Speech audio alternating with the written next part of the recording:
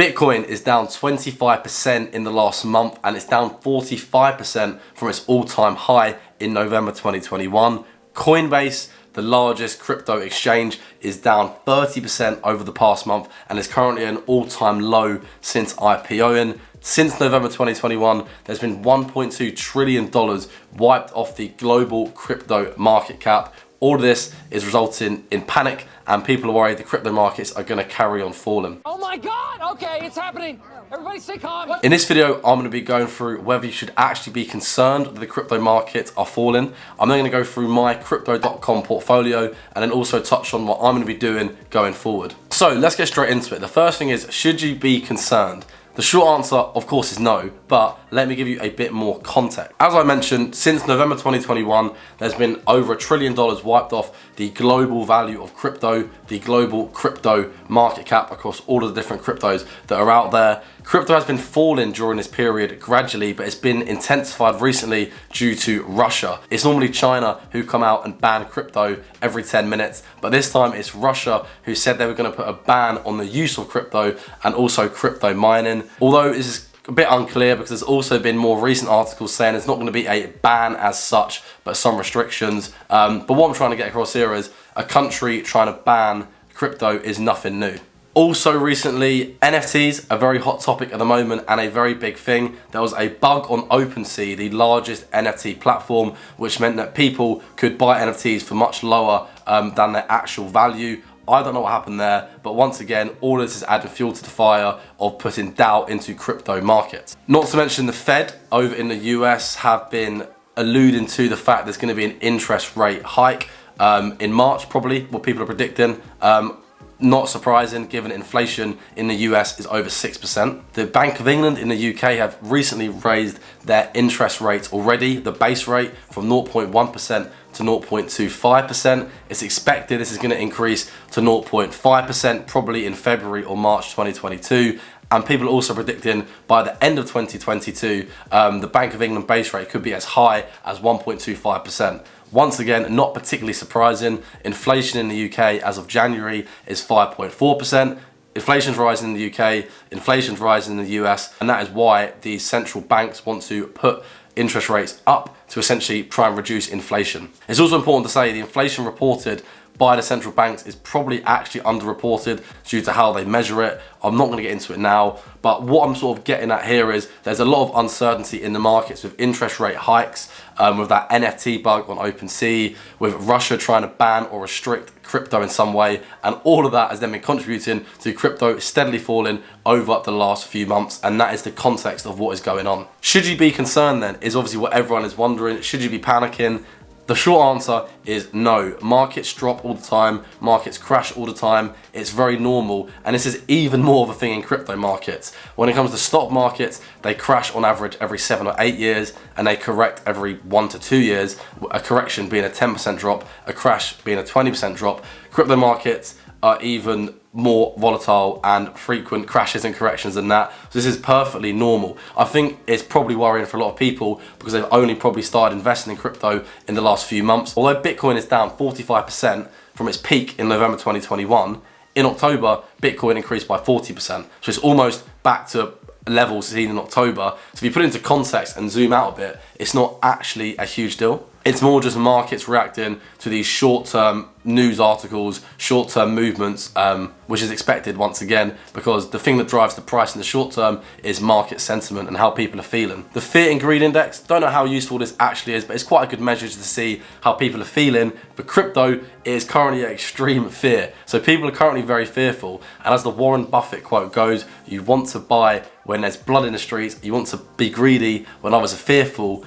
So, could be a good time to invest. We're going to get on to what I'm going to be doing towards the end of the video, but just a bit more context around this issue of should you be concerned. Well, first of all, more and more people are actually holding Bitcoin and crypto offline rather than online. So people are keeping it in their own hands rather than leaving it on exchanges. And as a result of that, that means because there's less being traded, when there is trades, particularly big trades, they are more volatile than usual. Me personally, I keep quite a lot of my crypto offline in my Ledger Nano X, so I'm not going to be trading that. Not that I trade anyway, I just buy and hold. It's also natural for people to want to take profits. If you look at Bitcoin, for example, the largest cryptocurrency out there, it's probably up thousands of percent over the last 5 years, so it's quite natural for people to want to take profits, especially when there's uncertainty and the price starts to fall. Easy money! Personally, I mean, I've seen this quite a lot just through people messaging me.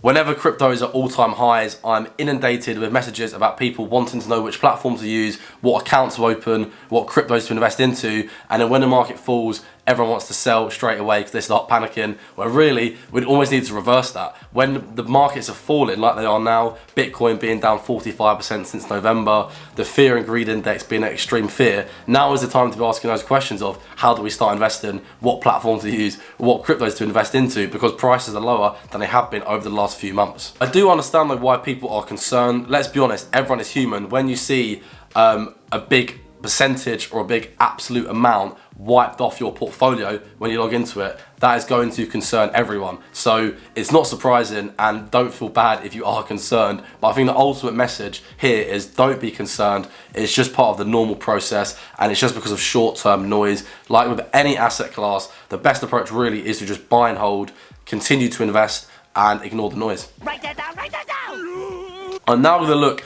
at my Crypto.com portfolio, which as you can see, I'm not even logged in on it because I've not been on it in so long. I don't actually know how much I would have lost. So this is going to be a genuine reaction to see how much I've lost in my Crypto.com portfolio over the last month. I'm finally logged in and I'm at £6,500 in total. I'm now going to look back at my last portfolio update to see what I was on. From my update on the 9th of December 2021, so about 6 or 7 weeks ago, I was at 7.3k, 7,300. So I've only actually lost £800, so it's not terrible. You can see here though, the crypto markets have bounced back 5% over the last 24 hours. So maybe I'm recording this at a good time. I do remember though, my portfolio before that video, probably in November time when the peak was here, I was at over £9,000. So really, I've lost probably about 25%, if not a bit more, of my Crypto.com portfolio over the last few months. Now to actually look at my accounts, I've got £6,500 as I mentioned, about £2,000 in my crypto wallet. Most of my money is staked, £4,500 in crypto earn. I've then got a little bit of money on my Crypto.com Ruby Steel card, and then a token pound in my fiat wallet. The easiest thing here is probably to go into the top left, look at my allocations, and you can see how my money is split. So with my Crypto.com portfolio, I'm currently 53% CRO, 30% Bitcoin, and then 17% Ethereum. If I then go to products, you can then see that 70% of that is in crypto earn. So I'm staking that money, earning interest rates around 5 or 6% on those cryptos. And then 30% is my crypto wallet just sitting there doing nothing. Well, I say doing nothing, although about £800 of that money is staked for the Ruby Steel card. The rest of it is then just sitting there doing nothing. If I click into CRO first, you can see it's dropped from about 50p down to 32p, what is currently at. That's only over the last month. If I once again zoom out, as I was saying earlier on, you can see over the last 6 months, it's still gone up quite a bit from 10p to 30p. So even though, and you can see there was a massive peak there as well, whenever that was, up to 50 or 60 odd p a couple of months ago when the peak happened in November. So once again, zooming out, even just 6 months, you can see how CRO is still increased by 300%, which is a ridiculous return in 6 months, which is the whole thing about try not to panic, don't panic. If in doubt, zoom out and look at the long-term, not even the 6 months is long-term, but look at the longer-term picture. Bitcoin and Ethereum are slightly different, so they actually are at levels that we saw 6 months ago. So I think the bottom line here is we're only erasing 6 months worth of gains. If I then click into crypto earn, you can see I've got, as I mentioned, about £4,500. I then have 3 stakes, one for Bitcoin, one for Ethereum, one for CRO, earning between 4.5% and 6%. I get paid this crypto weekly, and that then accumulates in my crypto wallet over time. These are still locked up for another 40 days, and once these stakes end, I will then probably restake and actually then top it up with any money from my crypto wallet to continue earning monthly passive income. So yeah, going back to the account screen here, that is my Crypto.com portfolio and how it's looking as of the end of January. Now the final thing to touch on is what we should do going forward. So I feel like the things I'm going to say here are probably things you already know. It's probably things that are quite obvious, and they also really apply to any investment and any asset class. The first thing I would say is just continue to invest regularly. Dollar cost averaging, investing at set intervals, helps you ride out the ups and downs over time. Of course, it can be good if you have a bit of extra cash to buy the dip, but it's still impossible to time the market, time the dips, time the highs, time the lows, which is why it's much better to simply invest regularly. In crypto, it's probably better to invest weekly just because it's so volatile, but investing weekly, investing monthly, just invest regularly over time so you can ride out any ups and downs. The second thing, of course, is to only invest what you can afford to lose. This is particularly important when it comes to crypto because it is so volatile. Number 3, personally, my approach is to stick to the large cap coins, Bitcoin and Ethereum, and then also have some CRO because I like Crypto.com, I like their products, their staking feature, their Ruby Steel card, and so on and so forth. I personally would just say stick to the bigger, larger coins in crypto because of course the smaller ones are going to be a lot more volatile in downs. Of course, when there's ups, they can then make more gains, but my personal approach is simply stick to the larger coins. 4, I would say it's important to try and allocate a set percentage of what you're happy to put into crypto.